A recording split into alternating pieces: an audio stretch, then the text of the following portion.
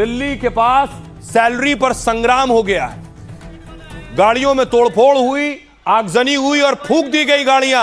तनख्वाह बढ़ाने को लेकर, सैलरी बढ़ाने को लेकर कर्मचारियों ने यह उपद्रव किया है। कोई भी गाड़ी बाहर नहीं निकल सकता। अब ये देखो, वो गाड़ी देखो बैक कर ली, बैक कर ली। देख लो भाई, गाड़ी भगा ले जा रहा है, देख लो भाई।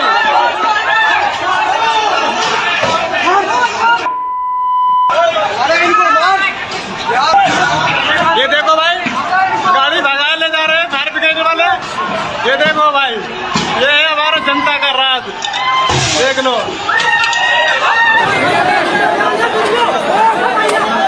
ये देखो भाई, फायर ब्रिगेड वाले। ये हिंसा और आगजनी आप देख रहे हैं। लोगों की गाड़ियां खड़ी थी, उन गाड़ियों में आग लगा दी है सैलरी बढ़ाने की मांग को लेकर कि सैलरी बढ़ाओ, हमारी फैक्ट्री में, हमारे ऑफिस में ठीक से नियम नहीं है। पुलिस की वैन आप देख रहे हैं, उत्तर प्रदेश पुलिस की वैन को पलटा दिया। बंदों में आक्रोश है, बिना वार्निंग के लाठी चार्ज करने पे जनता में आक्रोश है, तो पुलिस की गाड़ी को मतलब पलटने की संभावना है। पुलिस के लाठी चार्ज करने पे बंदों में आक्रोश है, बिना वार्निंग के लाठी चार्ज करने पे जनता में आक्रोश है, तो पुलिस की गाड़ी को मतलब पलटने की संभावना।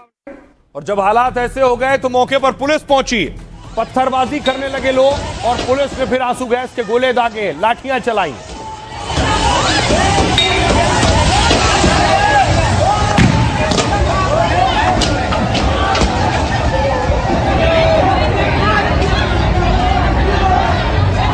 जिनकी तनख्वाह 10 से 12 हजार के बीच है, ये वो फैक्ट्री दफ्तरों में काम करने वाले कर्मचारी जो फैक्ट्री के नियमों और कम तनख्वाह के खिलाफ प्रदर्शन कर रहे थे, और यह प्रदर्शन उग्र हो गया।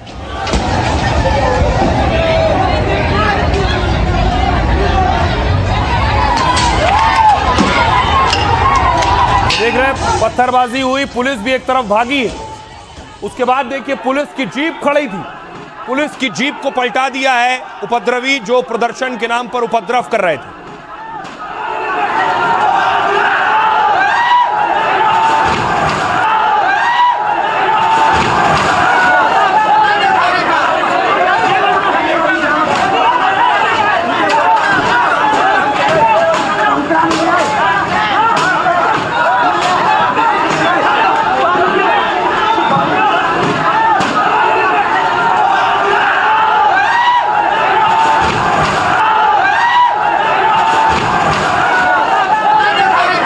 अब देखिए, पुलिस की जीप को पलटा दिया गया। उसके बाद वहां जो लोगों के वाहन थे उसमें भी आग लगा दी गई है, जलाकर राख कर दिया।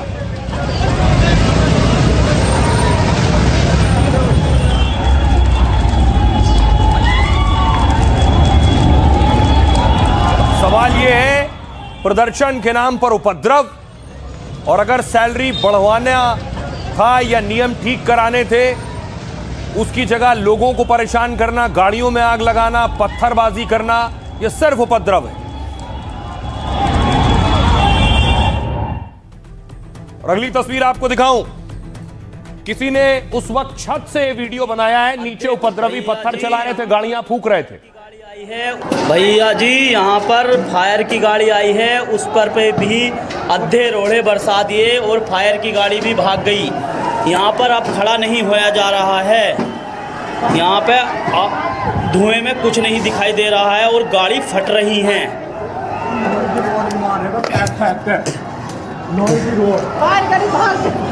फायर की गाड़ी भी भाग गई है। ये देखिए भैया, सारी कंपनी की तरफ आग लगी है। मौके पर आप देख रहे हैं, बड़ी संख्या में पुलिस पहुंची है और साफ आपको आगजनी नजर आ रही है। लेकिन देखिए, जो फैक्ट्रियां निशाना बनी, ये मारुति की कंपनी है, और मारुति पर देखिए जरा पत्थरबाजी हो रही कंपनी पर।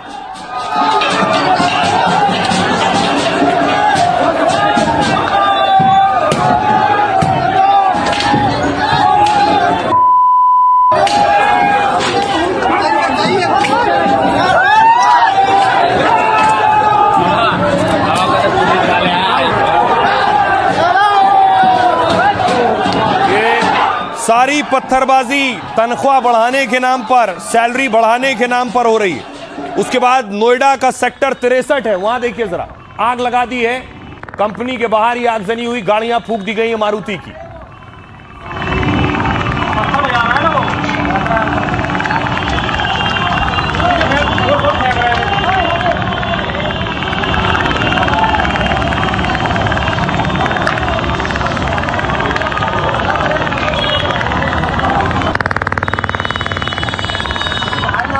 और घंटों ये उपद्रव होता रहा, फिर पुलिस ने एक्शन लिया। जो पत्थर चला रहे थे, जो गाड़ियों में आग लगा रहे थे, उन लोगों को पुलिस ने उठाया।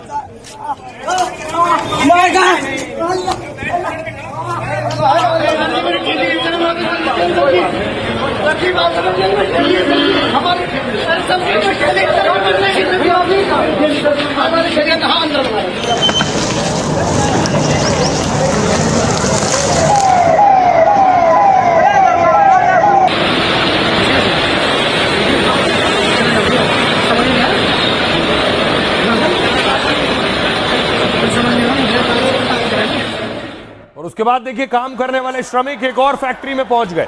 आसपास जितनी फैक्ट्री है उन पर धावा बोला गया। एक और फैक्ट्री के बाहर प्रदर्शन और पत्थरबाजी।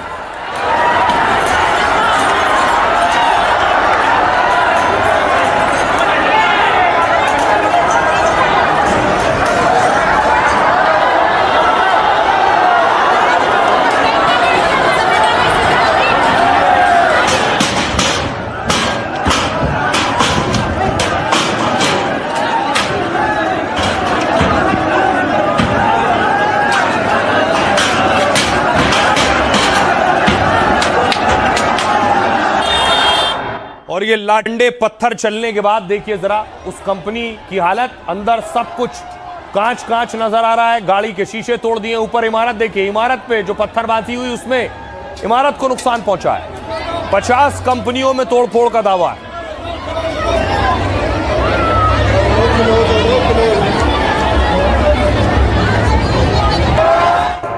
और इस सारे उधम के बाद की तस्वीरें देखिए जरा। फूकी हुई गाड़ियां, उसके बाद क्रेन बुलाई गई है और एक एक करके क्रेन ने इन गाड़ियों को उठाया है।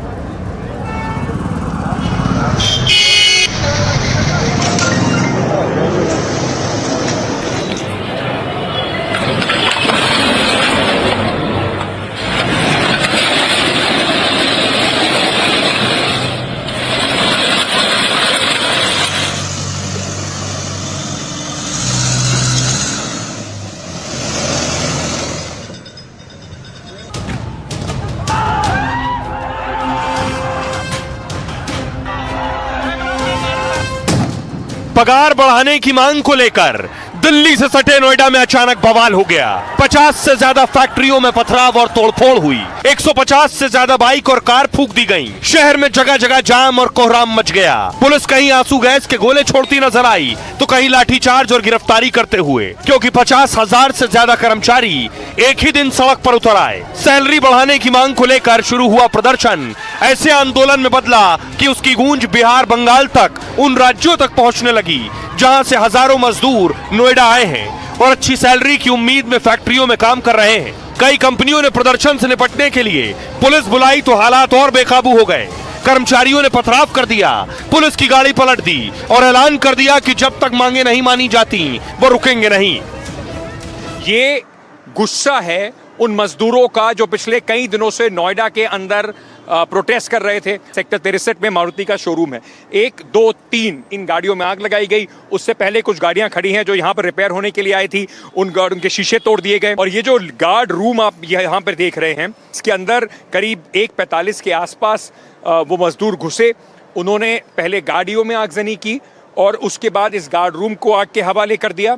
1, 2, 3, 4 ये मोटर बाइक्स, स्कूटर्स जो खड़े हुए थे उन्हें भी स्वाहा कर दिया गया। ये शीशे पूरे टूटे हुए हैं। मेरे पीछे आप वो देखेंगे, सीसीटीवी टूटा हुआ है। दीवार जो बाकी शीशे की है उसके ऊपर लगातार पथराव हुआ है। अब आइए आपको बताऊं ये आग क्यों लगाई गई, ये गाड़ियां क्यों फूंक दी गई और लोग क्यों प्रदर्शन कर रहे थे। दिल्ली से सटे नोएडा में हजारों कर्मचारी सड़क पर उतर आए। सैलरी बढ़ाने की मांग से शुरू हुआ प्रदर्शन आगजनी और हंगामे में बदल गया। प्रदर्शन कर रहे ज्यादातर कर्मचारी वो हैं जिनकी सैलरी 15,000 रुपए तक है। इनकी मांग यह है कि दूसरे राज्यों के कर्मचारी मजदूरों की तरह इनकी सैलरी भी बढ़ाई जाए। कर्मचारी कह रहे हैं इन्हें हफ्ते में 1 दिन ऑफ और छुट्टी जरूर दी जाए। यानी इनका कहना है इन्हें 1 दिन भी छुट्टी नहीं मिलती है। छुट्टी पर काम कराया जाता है तो उस दिन का दोगुना भुगतान किया जाए। हर महीने की 10 तारीख तक सैलरी मिल जाए और सैलरी स्लिप भी दी जाए। 8 घंटे का नियम है, लेकिन कंपनी ओवर टाइम कराती है पर पैसे नहीं देती है। ओवर टाइम और बोनस के नियम बने और सीधे अकाउंट में पैसे मिले।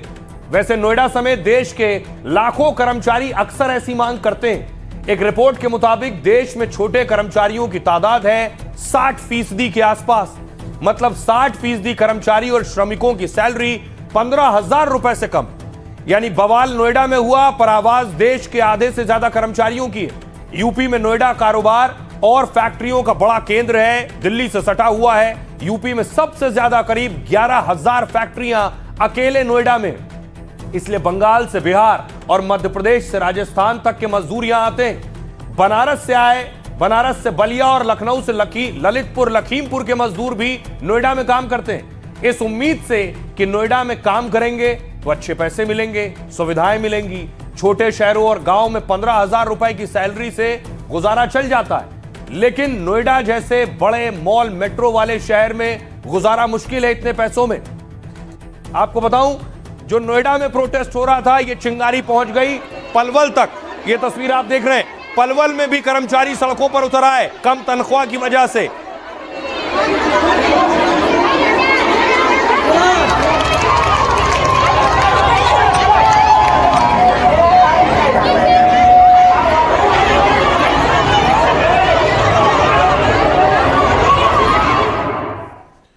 देखिए, एक बड़ी बात यह है कि ये बहुत से शहरों और अलग अलग राज्यों की परेशानी है। बहुत से मजदूरों श्रमिकों से काम कराया जाता है कम पैसे में, इससे वो परेशान है। देखिए, अब ये प्रदर्शन जो है कहां कहां तक पहुंच गया है। क्या ये बढ़ भी सकता है?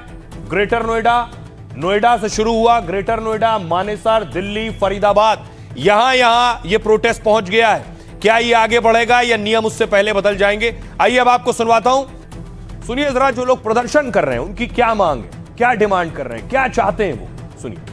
हमारे मांग ये है कि हमारी सैलरी 20,000 तक कर जाए, क्योंकि हमारे गैस सिलेंडर महंगा हो रहा है, सब्जी वगैरह महंगा हो रही है, 4 सिलेंडर आ रहा है, तो कहाँ तक दर्जा सैलरी दे रहे हैं हमारी। ये दिल्ली स्लिप नहीं मिल पाती, आइडेंटिटी कार्ड है नहीं, महंगाई इतना दर है यहाँ पे। 10,000 में बंदा क्या बचा पाएगा यहाँ पे? 500 रुपया गैस बढ़ा दिया है, 500 रुपया यहाँ कमरा बढ़ गया, राशन बढ़ गया, हम लोग क्या करें? सैलरी 11,000 में गुजारा नहीं हो पा रहा है, क्योंकि 5,000 का तो रूम ही रेंट है। 5,000 में 1,000 रुपए का पीएफ कट गया, बचे कितने? 5,000 में मैम 3,000 का राशन पानी हो गया। 2,000 में हम घर पे भेजेंगे या अगले महीने के लिए अपना बचत रखेंगे। आए हैं यहाँ दंगा करने नहीं आए, हम सिर्फ कमरा कमाने आए हैं, अपना पेट पालने आए हैं। अगर हम पानी भी पीने के लिए जाएं तो ये इतना ऐसे चिल्लाते हैं जैसे हमने कर्ज ले रखा हो। 12,000 रुपए में रूम रेंट कितना है यहाँ पे? नोएडा में 4,000, जैसे कोई नॉर्मल रूम नहीं है। बच्चों की पढ़ाई, ये पढ़ाई में सिंगल मदर हूँ, मैं कितना क्या करूँगी यहाँ पे? 8,000 रुपए आता है, जिनकी 12,000 है उनके आते हैं 10,600 कुछ पैसे। अब बताओ उसमें हम क्या करेंगे? गैस नहीं है हमारे घर में, बच्चे छोटे छोटे हैं, उसमें क्या खिलाएंगे हम? बताओ। 6 साल हो गए मेरे को भी यहाँ पे, ना परमानेंट करते हैं और ना ही सैलरी बढ़ाते हैं। इस सरकार ने 1 अप्रैल से सैलरी बढ़ा दी है, हमारी सैलरी अभी तक नहीं बढ़ी। हमें जो भी सैलरी मिल रही है वो 10,000 रुपए अभी तक मिल रही है, अब वो भी 8 घंटे की है। लेकिन काम हमें 8 घंटे नहीं करना पड़ता, कभी 12 घंटे 16 घंटे जबरदस्ती रुकवाते हैं। को लेकर प्रदर्शन कर रहे हैं। हम लोगों की रिक्वायरमेंट है कि 20,000 रुपए महीने सैलरी होनी चाहिए। 10,000 रुपए में कोई गुजारा नहीं है। 500 रुपए लीटर गैस मिल रही है, 5,500 रुपए, 6,000 रुपए महीने का किराया मिलता है, उसमें कुछ नहीं बचता है। कंपनी हर साल में 29 रुपए बढ़ाती है, उससे ज्यादा कैंटीन का खर्चा बढ़ जाता है। सुनवाई नहीं होती यहाँ पे, काम करने कहते भगा देते हैं। 5 साल हो गए, 12,000 रुपए सैलरी हमारी। ओवर टाइम 30 दिन से डिवाइड करते हैं, जबकि 26 दिन से होना चाहिए। अगर कुछ बढ़ाने की बोले तो एक बंदे को टारगेट के उससे बाहर कर दिया जाता है, किसी के यहाँ सुनते ना। 50,000 सैलरी मिलता है, वो भी 200 का केजी तेल खरीदता है ना। हम भी उसी मार्केट में मार्केटिंग करने जाते हैं, फिर उन लोग का 50,000 में नहीं होता, हमारा 10,000 में कैसे हो जाएगा गुजारा? सैलरी में क्या होगा?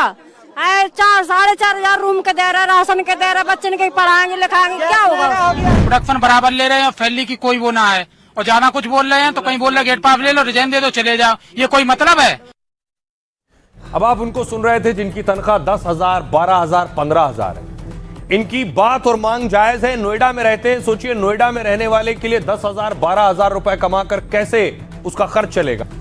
मोटा मोटा अगर आप अंदाजा लगाएं, श्रमिक, मजदूर, कर्मचारी काम करता है, अगर उसकी तनख्वाह है 12 से 15,000 रुपए, तो नोएडा में रहने के लिए उसे 4 से 6,000 रुपए एक रूम घर लेने में खर्च करना पड़ता है। 4 से 6,000 रुपए 12,000 में निकल गए।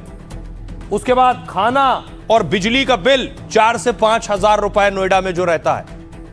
मानिए 10,000 तो खर्च हो गए ऐसे ही, बचे 2,000 3,000, 1,500 रुपए कमरे से फैक्ट्री का किराया, आना जाना, इसमें खर्च हो जाता है, कहीं और जाना।